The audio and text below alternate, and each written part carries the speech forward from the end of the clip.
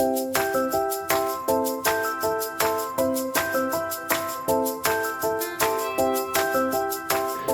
Museu d'Art Contemporani de Vilafamés i hem vingut a presentar el Magnànimus Vi de Museu.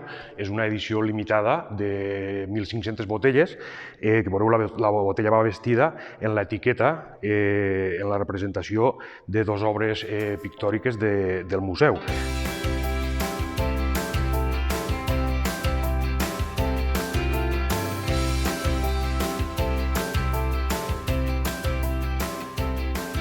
Estem commemorant el 50 aniversari del museu i estan fent moltes activitats i entre una d'elles vam pensar que estaria molt bé fer un embotellament en vi i en alguna etiqueta en quadres del museu.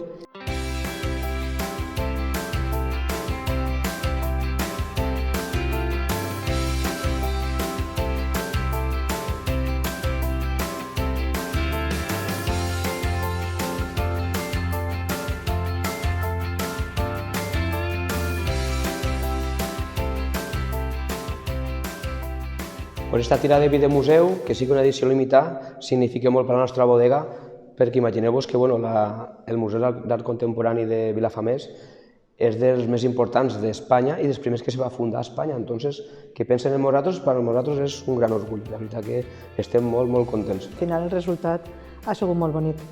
Aquesta botella és una reproducció d'un quadre que està en el museu, que és d'un venecià que li diuen Emilio Vedova. I vam agarrar els colors que foren en blanc, roig i negre i la veritat que queda molt xulo, una abstracció i se titula Tintes. Aquesta altra etiqueta està reproduït un quadre que és d'Àngela García Codonyer, d'una valenciana. I és un quadre que se titula El violí sobre la taula.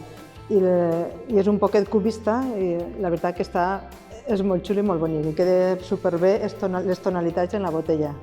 Comentar que el vi d'esta ampolla és el Magnànimus Platino, és el vi més representatiu que tinguem.